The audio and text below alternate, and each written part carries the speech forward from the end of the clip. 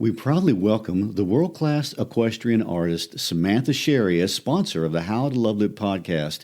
Sam immortalizes relationships between memory, family, identity, and self through her paintings of horses and other animals. We invite you to visit her website, samanthasherry.com, and look through her portfolio. Her work is brilliant and emotionally compelling. You may be looking to commission a work of your pet, or you may be just looking for an original piece for your home. You will not find a more talented artist anywhere in the world. So let me say that again, samanthasherry.com. Thanks, Sam, for the beauty of your art and for supporting us. By the way, if you do choose to purchase a Samantha Sherry original, tell her Gary and Christy sent you. We'd appreciate that as well.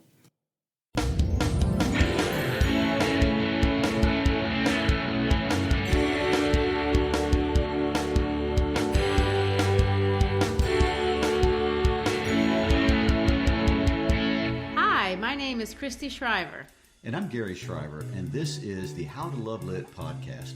Christy is a nationally board certified English teacher, as well as an advanced placement language teacher, an international baccalaureate literature teacher, and she's also an AP reader for the national exam. And Gary is an AP IB psychology and history teacher, guitar player, as well as my husband. This week, we're jumping into another great classic and tackling Act 1 of Raisin in the Sun. Last week, in our introduction, we jumped back into the 1950s and we really got into the details of Hansberry's life, her involvement and impact in regards to the civil rights movement, especially as it worked to change social and cultural norms in the area of the arts. Today, we're branching out in a totally different direction because, as we said last week, this play is not just a period piece about the American civil rights movement. No, it's definitely much larger than any one historical moment, and it speaks to larger issues of oppression, conflict, and perhaps most basically to the simple struggle to climb up Maslow's hierarchy of needs. In this play, every single person is at a different place and needs different things. They're competing for common resources and absolutely talking past each other at every point. So, to start us off, give us the plot summary, and then let's walk through how it all plays out. Ba-dum-bum, that was a pun. And not a good one. Act 1 is divided into two scenes. In the first scene, we meet all the characters around the morning breakfast table. There's tension in the air and the expectation that an insurance check of $10,000 will be arriving in the mail the next day because of the untimely death of Walter Sr. We learn that everyone has a different idea about what should happen to the check, but ultimately it's made out to Mama. Now, I want to point out the genius of this play. Once again, the plot is simple, but the characters are very complex. And of the books we've done so far, these characters have the most subtlety and the most nuance, I feel. Anyway, Christy, are you going to take us line by line through the first sentences of the play like you usually do in novels? Yes. Actually, it's a worthwhile thing to do, even in plays. And even though the first paragraphs of the play are not dialogue or something that an audience person would hear, in fact, only the director or anyone reading the directions would read that. She absolutely takes the time to tell her whole entire story and the subtext of these directions to the director. So if it opens up, we see in the directions that it says this: the younger living room would be a comfortable and well-ordered room if it were not for a number of indestructible contradictions to the state of being. All right, just to begin with, the play, this entire play, all three acts are going to be set in this same room. And it's described as having indestructible contradictions. So what we're going to see is the physical space itself is expressing the conflict that she sees that's occurring in the family and African American culture and in the lives of every one of these individuals. So we see that its furnishings are typical and undistinguished, just like the characters in the play they're going to be. And this living room has had to accommodate too many people for too many years, and they are tired. The people are tired, the room is tired. The furnishings of the room were actually selected with care, love, and even hope. And there you go. There's the 3 words that are going to symbolize the optimism of this play. This play is about humans caring for humans, family caring for family. It's about love, and it's mostly about hope, and brought to this apartment and arranged with taste and pride. And that first paragraph ends with that interesting word pride, which is kind of a double-edged sword. And of course, the whole thing is about pride. But what is pride? What's pride to you, Gary? Well, pride's a very interesting topic. In this context, if you want to get psychological about it, pride is about dignity. It's about people having a sense of self-worth to themselves, the things that people will do to preserve dignity. That's how pride is being exercised here, I feel like. And I really feel like that comes out in the expression, and have that in mind when we look at the character of Walter Jr., who's the man who's at the center of the play. It's easy to judge him. He's going to do some things that are probably not wise. The way he talks to the women in his life would get him slapped if he tried to do that in 2019. But he's an expression of this man who's trying against all odds to find his dignity. And I think pride, besides having the side of dignity, has this other side of the coin, ego. You have to control it and keep it in check, and it's hard to manage. I think we see it as being hard to manage in this particular. How do you maintain your dignity without letting your ego get the best of you? And on that note, I want to sidebar for just a moment here. Langston Hughes, in the poem, the very beginning of the book, for which this book is built around, he said, "What happens to a dream deferred?" I feel like the whole opening scene is what happens to a dream deferred. Weariness, fatigue, exhaustion. So it's at least been answered once. Yes, that's true. We haven't even started the play yet. Yeah. That was a long time ago. Now the once loved pattern on the couch upholstered has to fight to show itself from under acres of crocheted doilies. So we see this idea of fighting. They're fighting. They don't want the dream to be deferred any longer. And you see the crocheted doilies, which is everyone's expression of, this of love and then in a grandma kind of sense. I don't think grandmas do this anymore, but when my grandma, they crocheted and they always gave you doilies, and it took so long to make. And whatever they're worth, if they're not worth anything, they're an expression of love. And they have them all here trying to hide the weariness of the room. And it says the room is fighting back. The carpet's fighting back by showing its weariness with depressing uniformity. It says weariness has in fact won in this room. And of course, it ends the description of the room with a little window, which is at the very end. Well, it's over the kitchen area, and it says the sole natural light the family may enjoy in the course of a day is only that which fights, again, its way through this little window. And of course, light is an archetype of hope, and it's fighting its way through a teeny tiny window into this room. And it's in that spirit that the door comes up and out busts Ruth, and it's time to start the day. It's Friday morning.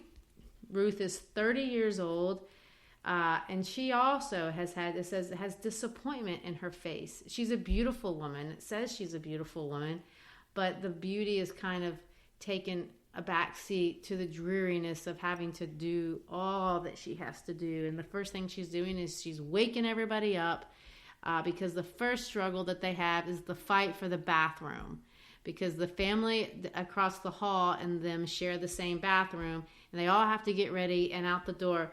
So she's waking her kid up, running them out of the room. Go, go, go, go, go, go. Go get in the bathroom, this kind of thing. And so you start off with this tension already in the room. And then Walter comes in, and Walter's the man. Walter's the husband of Ruth. Yes. And the first thing he wants to know is the check coming today. And of course, he knows it isn't. And then they have this really funny conversation that kind of plays out about these eggs, and it's super passive aggressive. So Ruth asks him, "What kind of eggs you want?" And he's going to say, "Not scrambled." And so what does she do? She scrambles his eggs. Yes, because he doesn't have a choice. What is he going to do? Not eat them? And so they have this discussion, and he gets back at her in a passive aggressive way. And he goes, "You look young this morning, baby." And she goes, "Yeah." And he goes, It's gone. You look like yourself again. Anyway, to start off a compliment with, you look young this morning as compared to all other mornings. And then it went away. And of course, Travis enters the room and we see a second struggle because he wants some money. Which is super interesting because it's a true parent moment for anybody who's raised kids. Travis wants 50 cents. Mom says, I don't have the 50 cents. Travis pleads his case for why he needs his 50 cents. Mom says, we don't have it. Dad walks in, sees how distraught the son is. He pulls 50 cents out of his pocket, gives it to him, gives him even more money, and says, go take a cab, treat yourself to some fruit. And it's a deliberate, up in your face moment towards the wife. Yeah, he's undermining her. He's undermining her. He's triangulating the child. The child, of course, is grateful, jumps up and hugs him. He gets all the glory. You know, and how many parents have had the situation where one parent has had to discipline while the other parent was the good cop? And that's what I mean about Walter wanting, it's embarrassing that he's a man of this household and his kid's going to go to school and he's going to take a beating from his teacher because he's the only kid in the class who didn't bring the money that he was supposed to bring. And he doesn't want that for his kids. So it's mean and it's undermining, but at the same time, you can see where what's happening. Right. And one thing I want to point out is that we've got Ruth being described as weary. We have Walter already searching for dignity. These characters immediately come into the story. All the pretenses have vanished. You're going to see raw people stripped of whatever their best face was. These are the raw people. And what we're going to do is we're going to take the raw dreams and desires of these people, and we're going to throw the bait of money into the middle of all their disappointed lives and then let them go after it like gladiators. Well, and that's exactly what we have here. He jumps in and he goes, I want to buy a liquor store. Willie Harris and Bobo have been here. We've been talking about this liquor store. It's going to cost $30,000, $10,000 a piece. And Ruth isn't really good with this. And so then we have this really interesting, right after he brings up his liquor store, we have, I think, a really interesting conversation back to the eggs. And I want us to read it out because it's more than what we think it means. So Ruth is going to say, he says, we need to have some money for bribes. And she says, you mean graft? And he goes, don't call it that. See, there it goes to show you what women understand about the world. Baby, don't nothing happen for you unless you pay somebody off. And Walter's going to say, Walter, leave me alone. Eat your eggs. They're going to be cold. So now we're going to have an egg discussion. So Walter says, that's it. There you are. Man say to his woman, I got me a dream. This woman say, eat your eggs. Man say, I got to take hold of this here world, baby. And a woman will say, eat your eggs and go to work.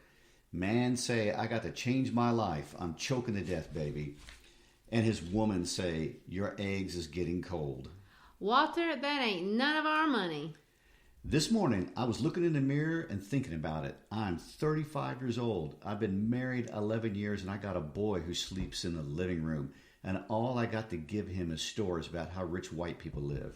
Eat your eggs, Walter. Damn my eggs.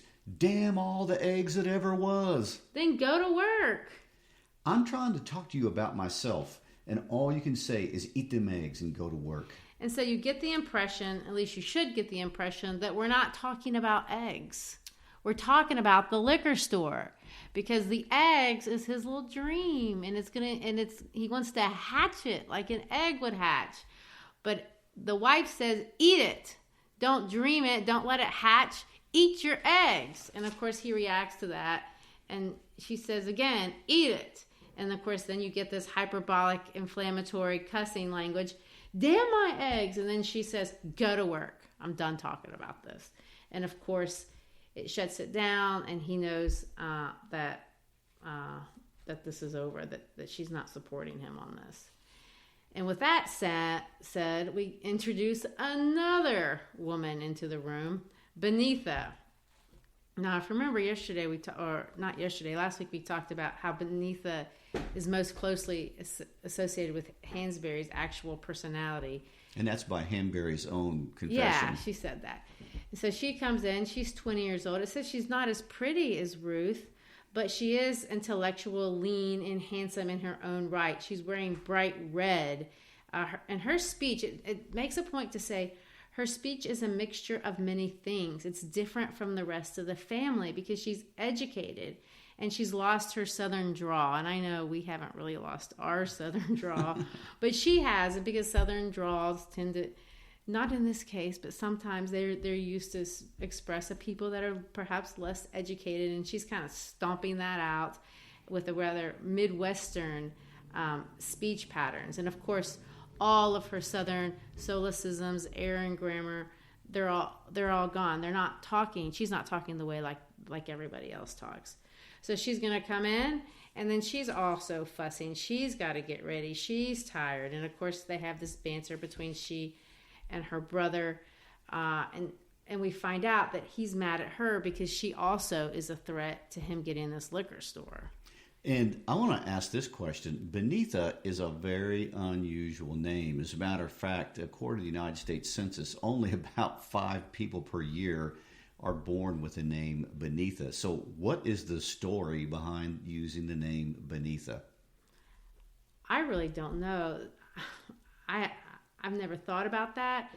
I don't know if it's trying to say you're beneath her. Or That's the impression I get. She's using the term, the name, to kind of portray the idea that everybody is beneath her, that there's an arrogance to her. Well, and in a lot of ways, they really are. I mean, she's clearly the most educated. She's the most ambitious person in this family. I mean, how is she going to college? She's 15 years younger than her brother, and he didn't go to college. So there's a drive in her that you don't see in other characters, and you don't even see in every person in the world. I mean, she wants to be a doctor, and that's what he's mad about. As a woman in the 1950s, that's super aggressive. Oh, that would be ambitious for any person. Even today, being doctors, that's an extremely competitive field, and this is in an era where women weren't getting educated. Black women were very rarely educated, and here she's gonna, her dream is the most ambitious of them all. And of course, he finds it insulting. Yeah. Because, I hate to say this, but he's a bit of a chauvinist. That's going to come out. Oh, yes. We have a lot of male bashing to do before we're done. Yeah, we'll get to that. All right. So, Walter is going to look at his wife and his sister, and he's going to say the world's most backward race of people, and that's a fact. And he's talking about them because nobody cares about his dream. So if they don't care about his dream, they must be backwards. And then in comes Mama. She's a woman in her 60s, full-bodied and strong. She, of course, is the matriarch of this family. It describes her as being strong several times in the description. She's a beautiful woman. Her bearing is perhaps most like the noble bearings of the woman of the heroes of Southwest Africa. Rather, as if she imagines that she walks, she still bears a basket or a vessel upon her head. Her speech, on the other hand, is as careless as her carriage is precise. She is inclined to slur everything, but her voice is perhaps not so much quiet as simply soft. So you see a personal strength, but she's uneducated. She's a product very much of her environment, which her environment, 1890s, was when she was born. And I want to speak to that for just a moment, to kind of put a little historical slant on the character of Mama. So this play is published in 1959, and Mama's roughly 60 years old at the point of this play. So let's put it in easy terms. Let's say Mama's roughly born in 1900. Mama has probably been part of the Great Black Migration out of the South. She's ended in Chicago. She has lived through World War I. She has lived through the 1920s, the wealthiest decade in U.S. history up to this point. She's lived through the Great Depression, which is the most poverty-stricken decade in U.S. history. She has lived through World War II. She's lived through the introduction of communism even, and the whole idea of the Cold War.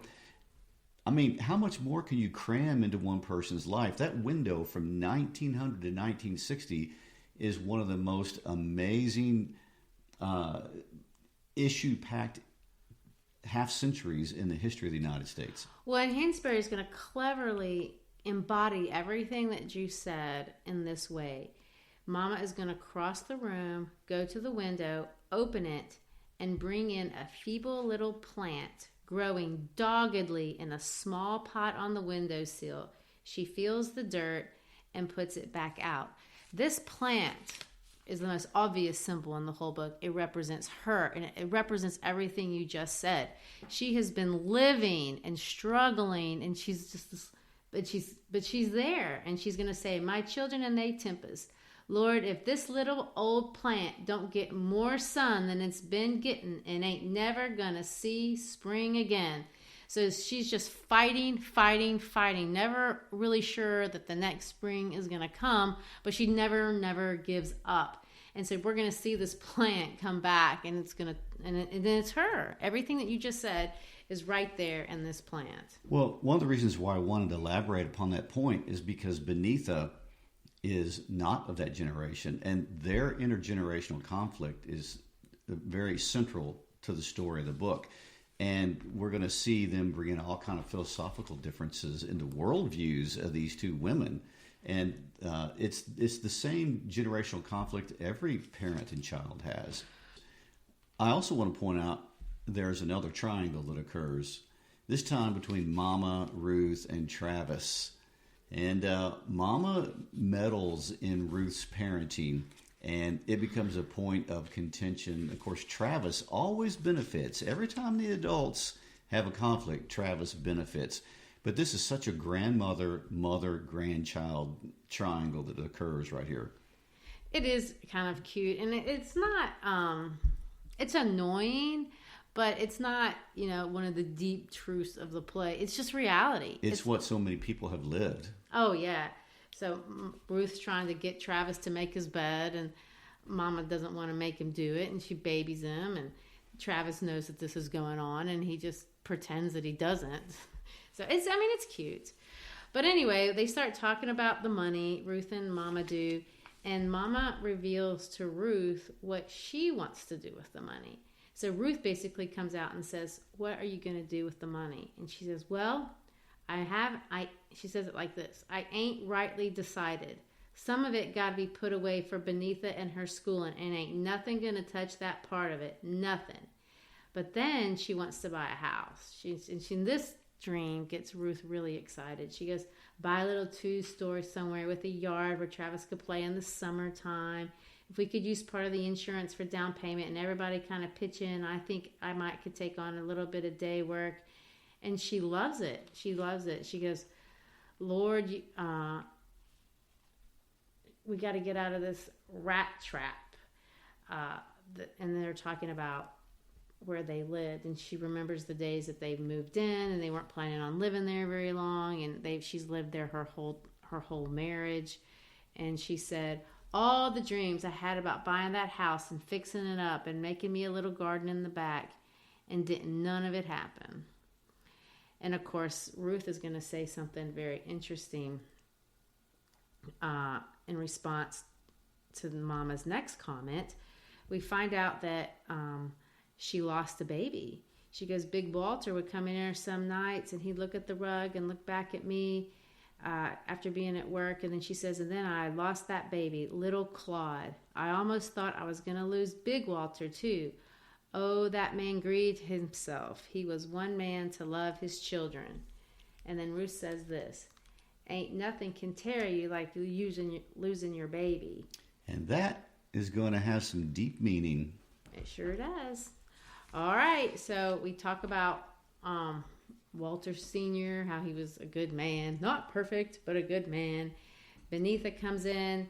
She goes on and on about learning the guitar, all these little hobbies that she's done. She's joined a horseback riding club. And you can see that, she's way up on Maslow's triangle. Right. She is, yeah, and that's a great point to make. Mama and the daughter are existing at very different levels on Maslow's hierarchy. Yes. Mama's trying to survive. She doesn't know if she's going to make it from spring to spring. Ruth is trying to connect with her husband, and she's raising a child. And Beneatha has to start her guitar lessons today. And when asked, "Why do you want to play guitar?" her answer is, "To express myself." And they look at each other like she's the craziest thing in the whole wide world. Yeah. And to them, she is. And she introduces all these little love interests. She's dating this little rich boy, George Murchison, and he's one of the rich, which we're going to meet him. She describes him as honest to God, real, live, rich colored folk. And the only people in the world who are more snobbish than rich white people are rich colored people. I thought everybody knew that. I've met Mrs. Murchison. She's a scene. So Beneatha's in another world. She is. Yeah, so Mom and Ruth kind of come in and talk about her just a little bit. And then Mama and Beneatha get in this really interesting argument about God. Mama's going to say something about, you're going to be a doctor, God willing. And Beneatha's going to say, God hasn't got a thing to do with it. And you see that Mama, and we're going to see this up the whole play, is a very, very religious woman. She has a deep faith. She clearly prays. She attends church. She gives money. And Beneatha's been to college. And when you go to college, you learn lots of things. And one of the things that you learned is that God is just one idea. And he's one idea Beneatha doesn't accept. And she tells her Mama that. She goes, there simply is no blasted God. There is only man, and it is he who makes miracles. Where is she getting these ideas? Well, if I may digress for a moment, I can't tell you the total number of children we've instructed over the years, but we've seen more than our fair share go to college, take their first philosophy class, and then come back and know everything. Oh, my goodness, yes. They've learned it all. They have learned it all. It's amazing. Apparently, they were repressed in their learning until they got to a university and they could take a class their sophomore year. Anyway, we're making fun, but the bottom line is Beneatha is individuating from her mother. She is moving out into her own sense of who she is in the world, and she's looking for ideas, and it's very common for children to individuate through their philosophy of how the world works. And this is also daring a parent's most deeply held tenet is a form of individuation. It's a form of asserting independence. When you were 2 years old or 3 years old, you had the terrible twos. Now you're 20. What you're going to do is you're going to take on your parents' most sacred view. And that's what she does. And Mama will have none of it. And Mama says, you say after me, in my mother's house, there is still God. And then she slaps her. And it shames Beneatha. She can't believe her mama would slap her across the face. That's where dignity is. And her mama says, repeat it. In my mother's house, there is still God. And Beneatha does. She says, in my mother's house. I can only imagine. An actress could really have fun with this line. In my mother's house, there is still God. It really sarcastically, so to speak. Well, one of the reasons why I spent a little bit of time a few minutes ago talking about Mama's life from 1900 to 1959 is because that is a clear philosophical dividing line in the world. Beneatha is growing up completely in the postmodern age. The postmodern writers emerge after World War I. Postmodern philosophy takes shape during the interwar period, and especially after post-World War II. And postmodernism is marked by its skepticism and its cynicalism and its the idea of moral relativism. And so we have Mama, who is from the pre-postmodern age, which would have been called the modern age. Anyway, she's from that generation, and we have this huge philosophical divide, not just generational, but the world literally changed at this time period. And I think that's one of the brilliances of Hansberry is that she brings that out. Yeah, you have Beneatha going to school every day and reading people like Nietzsche who's saying God is dead, and Camus is saying life is meaningless, you're just matter, nothing that you do has any significance in the world. And these are not things that Beneatha had ever heard in Sunday school, and she knows her mama doesn't believe in any of this stuff, and she doesn't understand why, Mama, you made me respect your views, why can't you respect mine? That's kind of how Beneatha is looking at it. But Mama just sees it as, where's the respect? Right.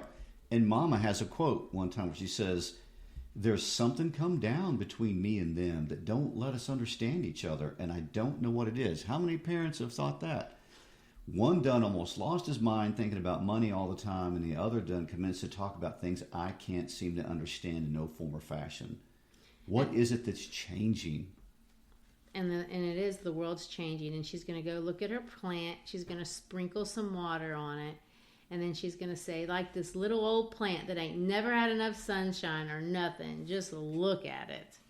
And of course, Ruth is going to fuss at Beneatha, and she's going to say, you acted like a child, Beneatha. You think you're mature because you went to college. You think you know something, but you're not. You're a little girl. And when you act like a little girl, you get slapped, which I love that. Okay. All right. At the end of the scene 1, we see Mama going back to this idea about wanting the house, and she's going on, and all of a sudden, bloop, Ruth passes out. She's on the floor. Ah, what a great dramatic way to end a scene. Yes. All right. And then we're going to see, of course, we don't know why she's on the floor, but we're going to find out in just a minute. Scene 2 is the next morning, Saturday morning. 24 hours have passed, and we don't have to race to the bathroom. Nobody's going to work. But instead, we have a march of roaches. They're all over the house. It's awful. They're trying to clean. And I think it's important to point out how much they clean, because to me, that's the mark of a family with dignity. You can be poor and you can have dignity. And I think that expresses itself in how you clean. I've been into many poor homes all over the world. Well, I grew up, as you know, in Brazil. And there are many, many poor women that I know that had a dirt floor, and they swept it out. Because even though it's dirt, I'm dignified and I'm not living like an animal. And Hansberry goes to great extremes and at every point to show this is a family of great dignity, and their dignity does not come from their money. It comes from their worth as human beings. Right. And their dignity is expressed by pushing back against the chaos of the environment. Yes, very much so. And it's called, the chaos is like marching out of there like Napoleon. So these are she's talking about. These are some bold roaches. I know, and I grew up with a house that had lots of roaches, so I know how that feels. I remember one time I jumped on a ping pong table and broke it because of roaches. So they can be foul, and you see that. And Travis, of course, doesn't take it seriously, and he thinks it's fun. He's going to go outside and chase down the roaches while they have all this interesting dialogue. So Travis leaves. Beneatha gets a phone call. It's this guy named Asagai. Mm-hmm. New character. Yes. I do think I need to point out, before we get too far into this, maybe a way of an editorial disclaimer, maybe by way of an apology, but there is no doubt that this play was written by a woman. And men, for the most part, you will be taking a beating. It interestingly kind of reflects the love-hate relationship men and women have always enjoyed all over the world. And I want to be careful and not violate the arrogance of the present. And I don't want to make this about a modern-day lynching of men, which is really in vogue these days, because this is not a political podcast, and we're not making any kind of commentary on the political scene of our day.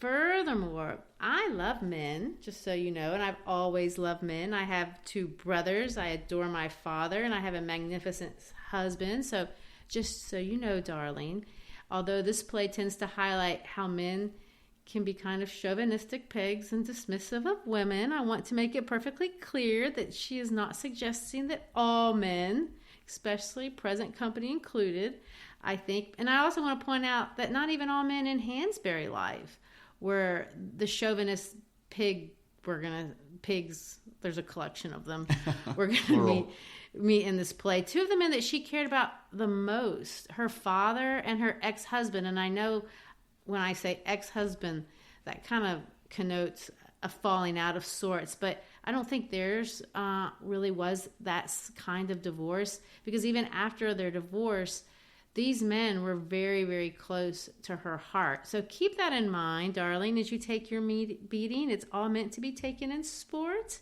And I will say, if there's anything that women love more than making sport out of men, I really don't know what it is.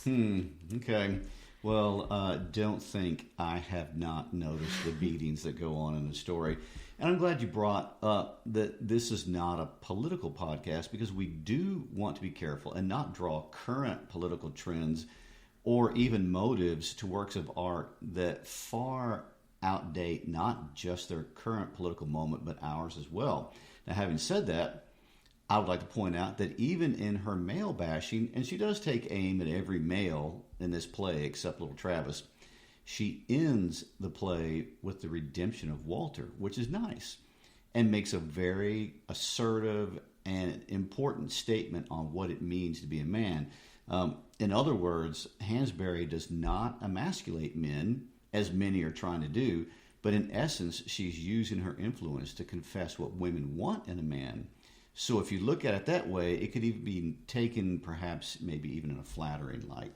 Well, and I do say that I agree with Hansberry's description of what manliness is when we get to the play. So go Hansberry and go men, but learn, not you, but learn what this this is what women want. So let's talk about Asagai.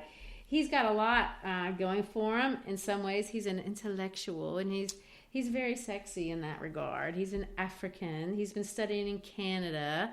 So this is everything that would be immediately attractive to Beneatha. Oh, and of course, if you watch the plays, he has an accent. What is it with you women and accents? Huh? It is true. No one can deny that. So anyway, she's preparing her mama, and she goes, "Mama, don't talk to him like he's some ignorant African, or don't pretend like you're ignorant." And she goes, "He's sophisticated." And his mama says, "I've never met no African before." And Beneatha's going to say, do me a favor and don't ask him a whole lot of ignorant questions about Africans. I mean, do they wear clothes and all that? Now, I happen to know that you have had personal experience with this kind of question. When you left Brazil and came to the United States for college, you had people enrolled in college literally ask you, while living in Brazil, did you wear clothes?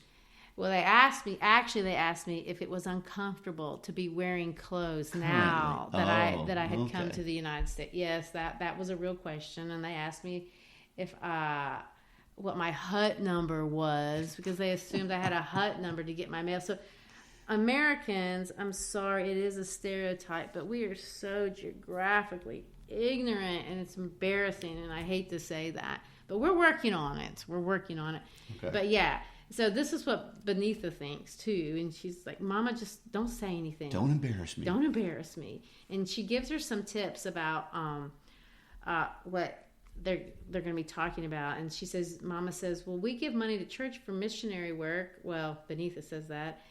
And Beneatha says, you want to save them from heathenism. And Beneatha's going to say, "They need more salvation from the British and the French," which, of course, is one more theme Hansberry just slips in there. She's making comments on the importance of the pushing back of colonialism. And that's what Asagai kind of comes to represent. Right, and the pushing back of the colonialism is another extension of the postmodernism. It's an attempt to indict Western civilization. So right before Asagai gets in here, and she and he are going to have kind of an interesting discussion, Ruth is going to come back, and she'd been to the doctor, and the mama asks her, "So is everything fine?" And Ruth calls the doctor. Yes, she says everything is going to be fine. This, of course, is a clue to mama that she didn't go to the regular OBGYN. Right. Yeah. So, and of course, Beneatha starts crying. She says, "I'm all right." The glassy-eyed look melts, and she's going to collapse into a fit. Did you mean Ruth? Yes, what did I say? Okay, you said Beneatha. Oh, no. Sorry. Ruth is going to start crying, and she's upset. So right when she starts crying, Asagai shows up. We push Ruth out of the way. She leaves stage with Mama, and we get this really cute conversation between Asagai and Beneatha. He's brought her some gifts from Africa, and he's going to tease her about her hair. And he calls it mutilated because African American girls in the United States, they do it now too. They're always, fixing their hair up. They're straightening it, putting braids in it, putting weaves in it. There's just so many different things that you can do to your hair. And it's kind of a fashion statement, and there's trends, and of course, everybody. And it's American. Yeah, it's American. And Asagai, of course, calls this a mutilation, and he's playfully teasing her about it. And we get this really under the surface conversation about what it means to be an assimilationist. And he says, "You're an assimilationist, and I am not assimilationist." And this idea is you're subjecting yourself to the majority culture. And she's like, "No, I'm not." And he goes, "Well, look at your hair." And of course, that gives way to a greater conversation about their relationship. And this is where his chauvinism comes through. And he goes, "We have a lot to talk about. We need time." And he goes, Beneatha says, "We need time." And he goes, "Well, how much time does one need to know how one feels?" And Asagai says, "Between a man and a woman, there need to be only one kind of feeling, and I have that for you right now, right at this moment." And Beneatha doesn't want that. She says, "I know, and by itself it won't do. I can find that anywhere." And he goes, "For a woman, it should be enough." Mm-hmm. And that's when every woman in the audience wants to slap him. Yes. And she goes on to say, "I'm not interested in being someone's little episode in America." And then he says this, "It's just that every American girl has ever said that to me. White, black, in this you are all the same. And the same speech too." So in other words, this guy's going around telling this to all the girls. Well, and he's also saying, it's how you can be sure the world's most liberated women are not liberated at all. You all talk about it too much. Putting the old Shakespeare spin on it. Me dost think they'll protest too much. Because he's basically saying, ambition has no place in a woman. You should want me. That should be that's the end of your ambition. I don't know what else you want in this world. And she's not as offended as she should be, but she certainly blows him off. Well, there's a reason why she's not as offended, and it's back when Asagai talks about when they first met, and she said, "I want very much to talk with you about Africa. You see, Mr. Asagai, I'm looking for my identity." So in her search for her African identity, she's letting this guy get away with that. Well, and there is a theme that runs through all African American literature, especially during this period. And it's an honest question, and only an African American can really answer it. You have this mix of heritage. You have your African heritage that is its own rich culture. It has a different religion. It has different tribes, and that's a part of you. But you're also from places like Mississippi and Alabama, and that's an entirely different culture that's developed independently of any of this other stuff that he's a part of. And she doesn't want to, how do you combine those two things? And that's a question that African American is going to answer in a different way. And of course, she's trying to sort that out. And I think that's what she means. I'm trying to find my identity. Who am I in all of this? And as a result, she's restless in her character, restless in her spirit. And Asagai, refers to her, he gives her a nickname. And the nickname denotes that restlessness. The nickname is one for whom bread or food is not enough. And of course, that charms her. I know. I don't like him. But it does charm her. And she goes, "Oh, that's so sweet." And he gives her these presents, and those are charming too. So there you go. And then, of course, Travis comes in because the check has arrived. The moment. And of course, I can't even imagine what that would feel like. They get this $10,000. They've never seen that amount of money in their whole lives. Ruth gets it, and she goes, "It's a piece of paper worth $10,000. Lord have mercy." And of course, Travis goes, "Open it, Grandmama." And they do.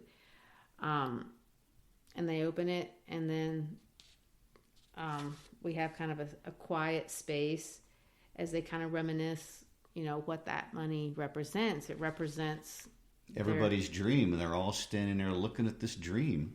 But somebody had to die for that to be a thing. And so there's an element of melancholy there.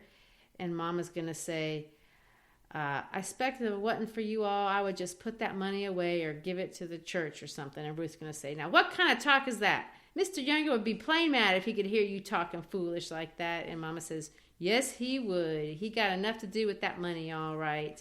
And then she redirects, and this is kind of where the play ends, the conversation back to Ruth. And she says, Ruth, you know better than that. Old Dr. Jones is strange enough in his ways, but there ain't nothing about him makes somebody slip and call him she like you done this morning. And of course, it's going to come out that Ruth didn't go to the doctor. Instead, she went to an abortion clinic and paid $5 as a down payment to terminate her pregnancy. And of course, this is shocking. But before any of this has to come out, Walter's going to come in, and he wants the money. So Mama wants to redirect the conversation away from the money, and she says, I think you ought to talk to your wife. I'll go out and leave you alone if you want to. And Walter's going to say, I can talk to her later, Mama. Mama's going to say, son. And he's going to say, will somebody please listen to me today? And Mama's going to shut him down. And he says, but Mama, you ain't even looked at it. And he wants her to look at his plan for this liquor store. And let's just read this back and forth. Okay. Walter's going to say. I'll read Walter. Okay. You ain't looked at it, and you just don't aim to have to speak on that again. You ain't even looked at it, and you have decided. Well, you tell that to my boy tonight when you put him to sleep on the living room couch. Yeah, tell it to my wife, Mama, tomorrow when she has to go out of here to look after somebody else's kids. And tell it to me, Mama, every time we need a new pair of curtains and I have to watch you go out and work in somebody's kitchen. Yeah, tell me then. Ruth's going to say, where are you going? I'm going out. Where? Just out of this house somewhere. I'll come too. I don't want you to come. I got something to talk to you about, Walter. That's too bad. Mama's going to say, Walter Lee, sit down. I'm a grown man, Mama. Ain't nobody said you wasn't grown, but you still in my house in my presence. And as long as you are, you talk to your wife civil. Now sit down. And then, of course, Ruth's going to say, oh, let him go on out and drink himself to death.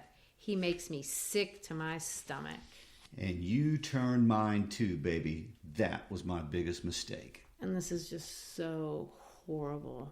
I mean... It is. And and you see the degradation of their circumstances taking a toll. And now they're speaking to each other in the most degrading of all ways. And, of course, it ends with this discussion about what life is. And it's really interesting in the fact that the whole time Ruth has life in her stomach. And this is meant to, the reader is supposed to know, or the audience is supposed to know, that this is about life. Everyone's life is involved here. And Walter's going to say, Mama's going to say, son, how come you talk so much about money? And Walter's going to give her an answer. And he's going to say, because it's life, Mama. And Mama's going to say, so now it's life. Money is life. Once upon a time, freedom used to be life. Now it's money. I guess the world really do change. And Walter is going to say, it was always money, Mama. We just didn't know about it. What do you think that means? I mean, that's a very cryptic phrase. It was always money, Mama. Does that mean their condition before really was being manipulated because of money and they just weren't aware? Well, again, he's generationally different from his mother. To his mother, freedom was everything. So he's got that. He's built up. He's moved up the ladder. And now he's simplifying life down to money. And Mom is saying, you can't simplify life down to money. She's going to say, no, something has changed. You something new, boy. In my time, we was worried about not being lynched and getting to the north if we could, and how to stay alive and still have a pinch of dignity, too. Now here come you and beneath it, talking about things we ain't never thought about, hardly me and your daddy. You ain't satisfied or proud of nothing we done.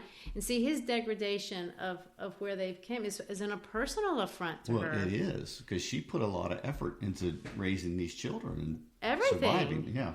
I mean, you had a home that we kept you out of trouble till you was grown, that you don't have to ride to work on the back of nobody's streetcar. You my children. But how different we done become.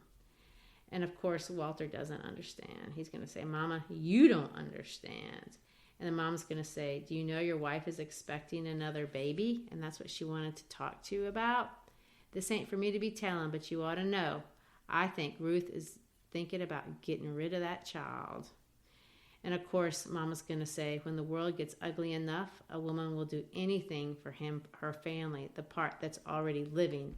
And Hansberry very controversially ends with the most controversial problem of her day, and maybe even to this day, this idea of new life. And Mama and Beneatha are going to be clearly at opposite extremes of this argument, because they're looking at it from the abortion issue. Of the abortion issue. You have Mama, who's a very religious woman. She's clearly pro-life. This is our family. This is a child. God created this child. He's put us in this life, and it's our duty by God to protect it. Well, Beneatha's not going to take that approach at all, and you're going to see it when she's introduced to the baby, that she's a little bit more flippant about it. It's a nuisance. It's who's going to feed it. This is our problem. Where's it going to stay? On the roof is her line. She has the postmodern reaction, which is basically when they get in the abortion discussion, it's not a life, and it's the mother's right to make a choice with what to do with it. And it is the mother's right, and it is the mother's, I mean, no matter how you feel about this issue, it's clearly the mother's decision. She's got to decide what she wants to do. And Ruth isn't looking at it from either perspective. She's not looking at it from the moralistic side or the sacred sanctity of life, that moral argument. And she's not looking at it from the pragmatic side of the materialism and of Beneatha.